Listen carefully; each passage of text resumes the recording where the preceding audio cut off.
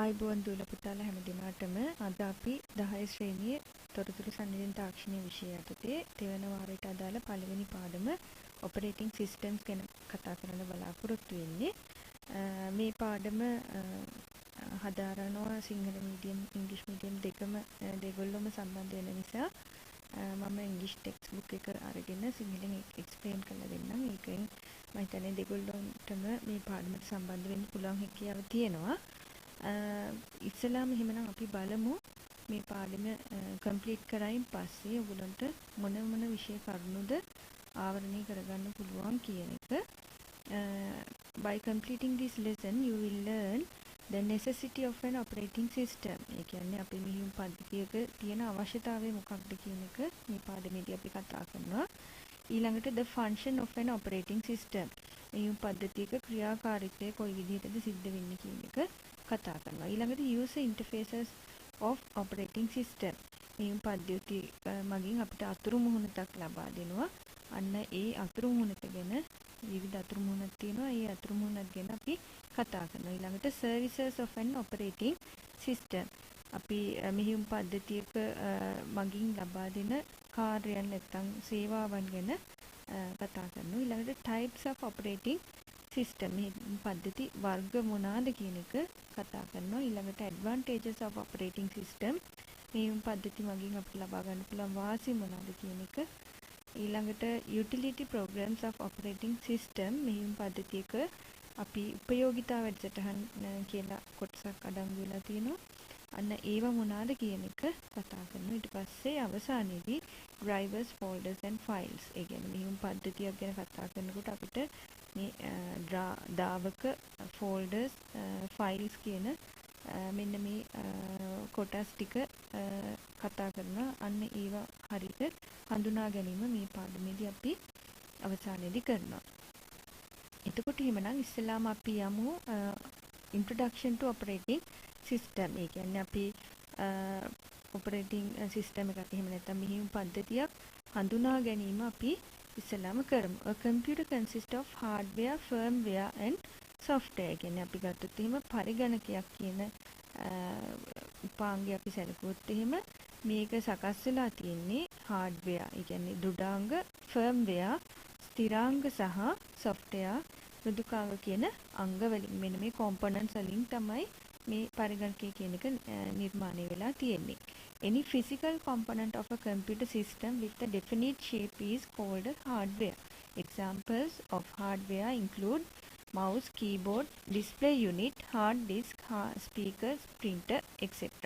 ඒකට අපි ගත්තොත් එහෙම නිශ්චිත හැඩයක් ඒ වගේම අපිට මේ අතපත ගන්න පුළුවන් ස්පර්ශ කරන්න පුළුවන් භෞතික කොටස් වලට තමයි පරිගණකයක අපි දෘඩාංග එහෙම නැත්නම් හાર્ඩ්වෙයාර් කියලා කියන්නේ. ඒකට ඒ වලට අනුව එක්සැම්පල්ස් විදිහට අපිට කියන්න පුළුවන් mouse එක, keyboard එක, display unit එක, මේ ආදී විදිහට hard disk එක, speaker, printer වගේ දේවල්. ඊට පස්සේ the booting instructions stored in the ROM, read only memory are called firmware. එතකොට මේ firmware නැත්නම් ස්ථිරාංග කියලා කියන්නේ අපි දන්නවා පළවෙනි පාඩම් වලදී අපි ඉගෙන ගත්තා මේ ROM එක ගැන නැත්නම් පටන මාත්‍ර මතකය කියන එක. ඒතකොට මේක ගැන අපි කතා කරනකොට කිව්වා අපි මේ manufacture computer නිෂ්පාදනය කරන කෙනා ස්ථාපනය කරනවා මේ පරිගණකය ආරම්භයේදී කොයි විදිහටද ක්‍රියාත්මක විය යුත්තේ කියන එකට මූලිකවම වැඩසටහනක් මේ ROM එකේ තමයි තැන්පත් කරලා තියෙන්නේ කියලා. අන්න එතකොට එහෙමනම් මේ firmware කියලා කියන්නේ අන්න ඒ වගේ පරිගණකය මූලිකව අපි user-ට ඉස්සලාම දෙන interface එක වෙනකන් switch on කරන තැන ඉඳලා user interface එක ලැබෙනකන් සිද්ධ වෙන ක්‍රියාවලියට අපි කියනවා boot කරනවා කියලා. එතකොට මේ boot වෙන්න අවශ්‍ය instructions තමයි මේ firmware වල තියෙන්නේ. එතකොට the initial text information displayed on the screen are displayed by firmware. එතකොට මේ මූලිකව අපි පරිගණකය on කරහින් පස්සේ අපිට දකින්න පුළුවන් තොරතුරු අපිට මෙන්න මේ සංදර්ශකයේ මත දක්වන්නේ ගොඩක් වෙලාට මේ firmware වලට අදාළව අපි ලබා දීලා තියෙන ඉන්ස්ට්‍රක්ෂන්ස් අනුව. එතකොට එහෙමනම් අපි බලමු කොයි විදිහටද මේ පරිගණකය ආරම්භ කරපු තැන ඉඳලා නැත්නම් ස්විච් ඔන් කරපු තැන ඉඳලා අපිට යූසර් ඉන්ටර්ෆේස් එකක් ලබා දෙනකම් කොයි විදිහටද ක්‍රියාත්මක වෙන්නේ මේ ක්‍රියාවලිය අපි step by step කතා කරනවා මේ පාඩමේදී. How the initial operations of a computer are performed. එතකොට පළවෙනිටම බලන්න when the user powered up the computer the CPU central processing unit actives the BIOS basic input output system. එතකොට පරිශීලකයා දැන් අපි user විදුලි බලය අපි පරිගණකයට මේ සැපෙවුවාම මොකද්ද කරන්නේ මේ මධ්‍ය සැකසුම් ඒකකයේ මගින් අපි ක්‍රියාත්මක කරනවා මේ BIOS කියන එක නැත්තම් basic input output system මේක ඔයගොල්ලෝ අහලා තියෙනවා ගොඩක් වෙලාවට මෙන්න මේ ක්‍රියාවලිය මේ ඇක්ටිව් කරන එක තමයි ඉස්සෙල්ලාම CPU එක මගින් සිද්ධ කරන්නේ. ඊට පස්සේ the first program activated is post කියන එක ඇවිල්ලා power on self test කියන එක.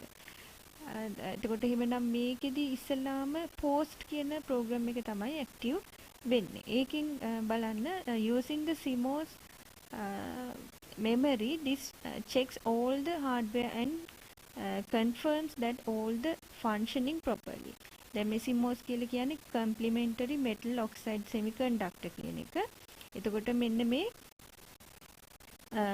power on කරයින් පස්සේ අපි ඉස්සලාම කිව්වා post කියන වැඩසටහන මේ ධාවනය වෙන්නේ ඒකේ ආරම්භක පියවර විදිහට CMOS වල මේ මතකයේ තැම්පත් කරලා තියෙන අපේ පරිගණක දෘඩාංග පිළිබඳ මේ ලැයිස්තුවක් තියෙනවා. අන්නේ ලැයිස්තුව දෘඩාංග මේ පරීක්ෂා කරලා ඒවා ඔක්කොම નિયમિત විදිහට වැඩ කරනවද කියන එක තමයි මේ post එකේදී check කරලා බලන්නේ. After that it reads the MBR master boot record in boot drive in accordance with the firm bootstrap loader which is provided by the computer manufacturer. එතකොට ඊට පස්සේ පරිගණක නිෂ්පාදන අපි සමාගම මගින් අපිට මේ සපයලා දීලා තියෙන උපදේශ අඩංගු වෙලා තියෙනවා bootstrap loader කියන ස්ථිරාංගය. එතකොට මේකට අනුව අපි ඊට පස්සේ ආයිත් post වැඩසටහනින් හඳුනාගත්ත අර boot sequence පළවෙනි ආචරණ උපක්‍රමය අපි ඕඩර් එකක් ඒකෙදි ලබා දීලා තිනවා මේ boot රෙකෝඩ් එක ගන්න ඕන නැත්නම් ඔපරේටිං සිස්ටම් එක රීඩ් කරලා ගන්න ඕන පිළිවෙලක් දක්වලා තියෙනවා. දැන් ඒක හાર્ඩ් එක වෙන්න පුළුවන්, ෆ්ලොපි එකක් වෙන්න පුළුවන්, CD එකක් වෙන්න පුළුවන්. ඒ වගේ. ඒකට එයා දීලා තියෙන සීක්වෙන්ස් ඕඩර් එකට එයා ගිහින් චෙක් කරලා බලලා එතනින් තමයි ඒක අරගන්නේ. ඒකෙන් අපි අරගන්නවා මොකද්ද මේ මාස්ටර් බූට් රෙකෝඩ් එක කියව ගන්නවා. ඊට පස්සේ then the computer loads in the operating system in boot drive to the RAM. එතකොට ඊළඟට මොකද්ද වෙන්නේ? මේ මෙහියුම් පද්ධතිය සසම්භාවී ප්‍රවේශ මතකයට මේ boot drive වල ඇතුළත් මෙහියුම් පද්ධතිය සසම්භාවී ප්‍රවේශ මතකයට boot කරගන්නවා නැත්නම් load කරගන්න එක තමයි ඊට පස්සේ සිද්ධ කරන්නේ. load කරගත්තයින් පස්සේ once this is performed the operating system takes over the control of the computer and displays a user interface to the user. එතකොට දැන් operating system එක අපේ RAM එකට load කරගත්තයින් පස්සේ අවසානයේදී ඒකේ පාලනය පරිගණකයේ පාලනය සම්පූර්ණයෙන්ම මේ මෙහියුම් පද්ධතිය මගින් අරගෙන පරිශීලකයට නැත්නම් user interface එක අවසානයේදී ලබා දීම කරනවා. මේක තමයි එතකොට මේ booting ක්‍රියාවලියේ අවසාන පියවර විදිහට දකින්න පුළුවන් වෙන්නේ. This whole process is called booting, which means that the operating system is loaded into the RAM. main memory එකට RAM එකට මේ operating system එක load වෙන ක්‍රියාවලිය අවසානයට මෙන්න මේ ක්‍රියාවලිය තමයි සිද්ධ වෙන්නේ. මෙන්න මේක තමයි අපි කියන්නේ boot කරනවා කියලා. ඊට පස්සේ අපි තුන්වෙනියට කතා කරනවා. එහෙමනම් මේ ඊළඟ component එක software ගැන. Software is a set of instructions given to the computer to perform some activity using a computer. There are many types of software. They can be broadly classified as follows. එතකොට අපි ගත්තොත් එහෙම අපේ පරිගණකයේ ඇවිල්ලා හිතලා මතලා වැඩ කරන්න බැරි උපාංගයක් ඉලෙක්ට්‍රොනික ඩිවයිස් එකක් කියලා අපි ඉගෙනගෙන තියෙනවා. එතකොට ඒකට අපි කියලා තියෙනවා අපි කරන්න ඕන හැම දෙයක්ම ඉන්ස්ට්‍රක්ෂන්ස් විදිහට දෙන්න ඕන කියලා. එතකොට එහෙමනම් අන්න ඒ විදිහට ඉන්ස්ට්‍රක්ෂන්ස් සෙට් එකක් තමයි අපි දෙන ඉන්ස්ට්‍රක්ෂන් සෙට් එකක් තමයි මේ software කියලා හඳුන්වන්නේ. එතකොට ඒකට අනුව ඒක රීඩ් කරලා ඒකට අනුව ක්‍රියාත්මක වීම තමයි පරිගණකය සිද්ධ කරන්නේ. එතකොට මේ වගේ software තියෙනවා වර්ග දෙකකින්. ඒක අපි මෙන්න මේ විදිහට මේ රූප සටහනින් ඔයගොල්ලන්ට පේනවා ඇති system software සහ application software කියලා මේ ප්‍රධාන කොටස් දෙකකට බෙදා ගන්න පුළුවන්කම තියෙනවා. මේ system software පද්ධති මෘදුකාංග කියන එක නැවත අපිට උපකොටස් තුනකට බෙදන්න පුළුවන්කම තියෙනවා. operating system, utility software, language translators කියලා. එතකොට language translators තුනක් අපි කතා කරනවා assembly, compiler සහ interpreter කියලා. ඊට පස්සේ application software කියලා අපි ඊළඟට මාතෘකාව යටතේ කතා කරනවා. දැන් ඊට පස්සේ අපි එහෙමනම් බලමු ඉස්සෙල්ලාම මේ system software යටතේ තියෙන කොටස් තුන ගැන. එතකොට මේ පද්ධති මෘදුකාංග අපි ගත්තාම මේ පද්ධති මෘදුකාංග අපිට ප්‍රධාන වශයෙන් දැන් අපි කිව්වා කොටස් තුනකට බෙදලා වෙන් කර ගන්න පුළුවන්කම තියෙනවා කියලා. ඒකෙන් පළවෙනි එක තමයි අද අපේ මාතෘකාව උනේ operating system නැත්තම් මෙහියුම් පද්ධති කියන එක. එතකොට බලන්න the operating system provides for the user to utilize the function of a computer by managing the hardware and software in it. The image 5.2 below depicts how the system software and application software interact with the hardware. එතකොට අපි ගත්තොත් එහෙම පරිගණකයේ ස්ථාපිතය කරලා තියෙන මෘදුකාංග ඒකම දෘඩාංග කළමනාකරණය කරලා පරිශීලකයාට නැත්නම් යූසර්ට භාවිතා කරන්න පරිගණකයේ සකස් කරලා දෙන එක තමයි මෙහියුම් පද්ධතිය මගින් සිද්ධ කරන්නේ. එතකොට මේ පද්ධති මෘදුකාංගවල යටතේ මේ මෙහියුම් පද්ධති ගැන කතා කරනකොට මේක අපිට මෙන්න මේ විදිහට දක්වන්න පුළුවන් හැකියාව තියෙනවා රූප සටහනකින්. මේ මෙහියුම් පද්ධතිය කොයි විදිහටද ඇප්ලිකේෂන් software සහ hardware කළමනාකරණය කරලා අපේ යූසර්ට කොයි විදිහටද එයාගේ අවශ්‍යතාවයන් වලට පරිගණකයේ සකස් කරලා ඉන්ටර්ෆේස් එක හදලා දෙන්නේ කියලා. දැන් ඔයගොල්ලන්ට පේනවා ඇති මේකෙදි hardware මේ මැද තියෙනවා. ඒකට අපේ keyboard එක, mouse එක, print එක ඔය ආදී හැම එකක්ම මෙතන අඩංගු කරලා තියෙනවා. ඒක උඩින් අපේ මේ system software එක පිටලා තියෙන්නේ. එතකොට මේකට තමයි අපි දැන් මේ කතා කරන operating system එක අඩංගු වෙලා තියෙන්නේ. ඊට අමතරව utility software මෙහෙම තියෙනවා. ඊට අමතරව ඒක මත මේක platform එක කරගෙන තමයි මේ application software වර්ග අපිට දකින්න තියෙන්නේ. එතකොට අපි application software එක තමයි අපේ යම්කිසි විශේෂිත කාර්යයන් සිදු කරගන්නකොට user වැඩ කරන්නේ.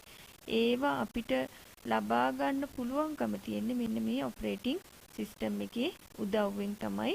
ඒ වගේම තමයි අපිට අපේ පරිගණකයේ hardware එක ගනුදෙනු කරනකොටත් මේ operating system එක හරහා තමයි මේ වැඩේ කාර්ය කරගන්න පුළුවන් හැකියාව තියෙන. දැන් උදාහරණයක් විදිහට අපි word වලින් ලියුමක් type කරලා ඒක print out එකක් ගන්න ඕන නම් ඒ software එක සහ hardware ගත්තාම print එක සහ අපි word document එකේ word application එක සම්බන්ධ කරලා මේක අපිට උදාහරණයක් විදිහට ගත්තොත් print out එක පිටුවේ දෙපැත්තෙම වදින විදිහට ඒ දේවල් මේ instructions අපිට අනුව අපේ hardware එක run කරවලා ඒ ක්‍රියාවලිය සිද්ධ කරලා දෙන්නේ operating system එක හරහා තමයි. ඊට පස්සේ අපි කිව්වා මේ operating system එකත් එක්කම තියෙනවා උපයෝගිතා මෘදුකාංග එහෙම නැත්නම් utility software කියලා. බලන්න these are used to manage and analyze the software in the computer. එතකොට අපේ පරිගණකයේ තියෙන ස්ථාපිත කරලා තියෙන අනික් මෘදුකාංග විශ්ලේෂණය කරන එක එතකොට පද්ධතිය නඩත්තු කරනවා වගේ ක්‍රියාවන් වලට උදව් කරන්න තමයි මේවා නිර්මාණය කරලා තියෙන්නේ. මේ යුටිලිටි software කියන්නේ යටිතල පහසුකම් සැපීම තමයි මෙයාගේ ප්‍රධානම වගකීම වෙන්නේ. නිවැරදිව අපේ පරිගණකය ක්‍රියාත්මක කරන්න අපිට උදව් කරන එක තමයි මෙයාගේ මූලික කාර්ය වෙලා තියෙන්නේ. එතකොට මෙතනදී අපිට සුවිශේෂී කාර්යයන් විදිහට මේ අර අපි ඇප්ලිකේෂන් software වලදී වගේ වැඩ කරන්න නෙමෙයි utility software සකස් කරලා තියෙන්නේ මේ වගේ කාර්යයන් සඳහා. The utility software differ from the application software in their complexity and the operational activities.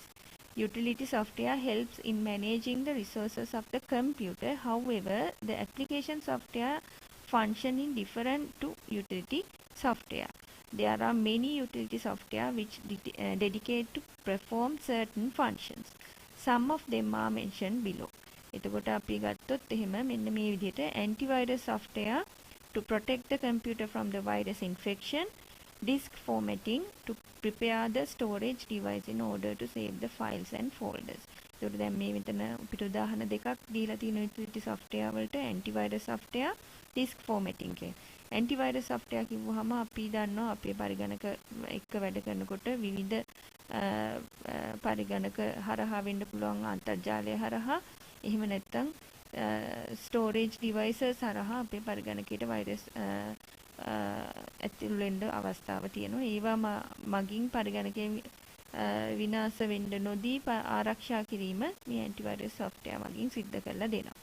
ඒ වගේම තමයි storage devices අපි පාවිච්චි කරනකොට ඒවා වල file folder save කරන්න පුළුවන් විදිහට මේක සකස් කරලා දෙන එක disk formatting වගේ software එකක් මගින් utility software එකක් මගින් අපිට ඒ පහසුකම් සකස් කරලා දෙනවා. මෙන්න මේව තමයි එතකොට එහෙමනම් මේ ප්‍රයෝගිතා මෘදුකාංග නැත්නම් utility software මගින් අපිට සිද්ධ කරලා දෙන්නේ. එතකොට මේකේ application software එක ගත්තොත් එහෙම සංකීර්ණත්වයෙන් ක්‍රියාකාරීත්වයෙන් වෙනස් වෙනවා මේ උපයෝගිතා මෘදුකාංග. එතකොට මේක අපි මේ ගොඩක් වෙලාවට පරිගණකයක මූලිකවම අපිට භාවිතා කරන්නේ පරිගණකයක් කාර්යක්ෂමව ක්‍රියාත්මක කරගන්න අවශ්‍ය පහසුකම් සපයන software එකක් විදිහට. ඊළඟට අපි කතා කරනවා language translators ගැන. දැන් මේ පාඩම අපි තව 11 වසරේදී තවත් සවිස්තරාත්මකව අපි කතා කරනවා. මෙතනදී අපි මූලික හඳුනා ගැනීමක් විතරයි මේ translators ගැන කතා කරන්නේ. A computer program software is made up by using a set of instruction codes. These instructions are written in high-level languages which are very close to the human languages. දැන් අපි දන්නවා පරිගණකයකට අපි program වලින් ලබා දෙන්නේ මේක කොහොමද කරන්න ඕන කියලා instructions. එතකොට ඒවා ගොඩක් වෙලාවට අපේ high-level languages වලින් තමයි ලියලා තියෙන්නේ. high-level language එකක් කියලා කිව්වහම human languages වලට ගොඩක් ආසන්න භාෂාවක් විදිහට අපි සලකනවා. ඒක පහසුවෙන් යූසර්ට තේරුම් ගන්න පුළුවන් හැකියාව තියෙනවා. ප්‍රෝග්‍රෑමර්ට තේරුම් ගන්න පුළුවන්කම තියෙන විදිහට තමයි මේ high level languages සකස් කරලා තියෙන්නේ. එතකොට හැබැයි කම්පියුටර් එක කියන්නේ ඉලෙක්ට්‍රොනික ඩිවයිස් එකක්. මේක මැෂින් එකක්. මේකට high level languages වලින් දෙන instructions තේරුම් ගන්න බෑ. ඒකට පුළුවන්කම තියෙන්නේ zeros and ones වලින් දෙන instructions. අපි කියනවා මේකට machine code එක නැත්නම් machine language එක කියලා. machine language එකක් පාවිච්චි කරලා ලිව්වොත් තමයි එයාට ඒ භාෂාව තේරෙන්නේ. එතකොට එහෙමනම් අපිට machine language එකකින් programs නිර්මාණය කරන්න ඉතාමත් සංකීර්ණ කටයුත්තක් නිසා මේක අපිටත් අමාරුයි. එතකොට එහෙනම් මේ දෙගොල්ල මැද්දට translator කෙනෙක් අපි යොදා ගන්නවා. ඒක මගින් මේ දෙගොල්ලොන්ටම පහසුකම් සැපීම තමයි සිද්ධ කරන්නේ. අපි high level languages වලින් ලියලා තියෙන එක translator කෙනෙක් භාවිතා කරලා machine එකට අපි එයාගේ භාෂාවෙන් machine language එකකින් ලියලා දෙනවා. නැත්නම් ඒව ඉදිරිපත් කරනවා. ඊට පස්සේ machine language එකකින් එයා වැඩ කරලා දෙන output එක නැවත high level language එකට translate කිරීම තමයි මේ language translators වලින් සිද්ධ කරන්නේ. These instructions are written in high-level languages which are very close to the human languages. These high-level languages are translated into machine language, which are understood by the computer by language translator. Assembler, compiler and interpreter are examples for language translators. එතකොට මෙන්න මේ වර්ග තුන අපි translators විදිහට හඳුනා ගන්නවා. මේවා අපි ලබන අවුරුද්දේ පළවෙනි පාඩමේදී කතා කරන්න බලාපොරොත්තු වෙනවා. ඊළඟට අපේ software වර්ග ප්‍රධාන වර්ග දෙකකින් ඊළඟ එක application software ගැන කතා කරන්නේ. බලන්න, the application software which runs on the operating system is used to carry out computer-based activities of the user such as creating documents, mathematical functions, data entry and computer games. Example, word processing, spreadsheets, database, computer games, web browsers. එතකොට දැන් අපි කිව්වා යෙදුම් මෘදුකාංග තමයි මේ application software කියලා අපි සිංහලෙන් හඳුන්වන්නේ. එතකොට මේව ඇවිල්ලා අපි මෙහියුම් පද්ධතියක් මත තමයි ක්‍රියාත්මක කරන්නේ. එතකොට අපි පරිගණකයකින් කරගන්න සුවිශේෂී කාර්යන් විදිහට අපි ගත්තොත් එහෙම ඩොකියුමන්ට්ස් හදන එක, ගණිත ක්‍රියාකාරකම් සිද්ධ කරගන්න එක, ඒ වගේ ගේම්ස් ප්ලේ කරන එක, මේ වගේ දේවල් සඳහා අපි මේ ඇප්ලිකේෂන් software ඒවා සඳහා වෙන්වෙන්ව නිෂ්පාදනය කරලා තියෙනවා. ඒක ඇප්ලිකේෂන් software විදිහට තමයි අපිට දැක බලා ගන්න පුළුවන් හැකියාව තියෙන්නේ. හරි, ඊට පස්සේ අපි එහෙමනම් කතා කරනවා importance of operating system. මෙහිම පද්ධතියක තියෙන වැදගත්කම නැත්නම් අවශ්‍යතාවය මොකක්ද කියන එක තමයි අපි මේ පාඩමේදී දැන් අපි කතා කරන්න යන්නේ. The software which facilitate the interaction between human user and hardware is the operating system. The operating system provides instruction for the installation and management of various application software. Not only that, the operating system manage all the input, output and computer memory too, which means that operating system is sole software which manage whole computer system. එතකොට අපි ගත්තොත් එහෙම පරිගණකය භාවිතා කරන පරිශීලකයා ඒ වගේම පරිගණක දෘඩාංග අතර තියෙන සම්බන්ධතාවය ඇති කරලා දෙන්නේ මේ මෙහියුම් පද්ධතිය මගින්. එතකොට මේවා යෙදුම් මෘදුකාංග පරිගණකයට ස්ථාපනය කරන්න, එතකොට ඒවා ක්‍රියාත්මක කරන්න අවශ්‍ය විධාන